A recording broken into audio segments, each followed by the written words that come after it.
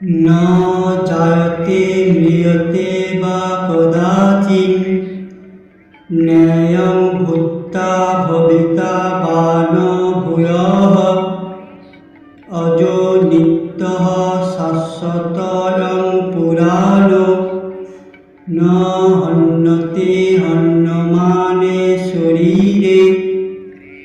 আত্মার কখনো জন্ম হয় না বা মৃত্যু হয় না। আত্মার কদাচিৎ উৎপন্ন হয় না, হচ্ছে না আর হবেও না। আত্মা জন্মরহিত, শাশ্বত, নিত্য এবং পুরাতন হলেও চিরনবীন। শরীর নষ্ট হলেও আত্মা কখনো বিনষ্ট হয় না। কৃষ্ণ আগে বললেন, এই আত্মার কোনো কালে না জন্ম হয়, না এর মৃত্যু হয়, না এর সৃষ্টি করা সম্ভব। কারণ আত্মা অজন্ম, নিত্য, সনাতন আর পুরাতন। শরীরের মৃত্যুর পরেও এর মৃত্যু হয় না। আত্মা সবসময় থাকে, বাকি সব তো আসা যাওয়া করে। আত্মা কাল, আজ আর কাল সবসময় থাকবে।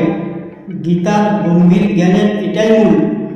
যখন কিছু ছিল না তখন আত্মা ছিল, যখন কিছু থাকবে না তখনও কেবল আত্মা থাকবে।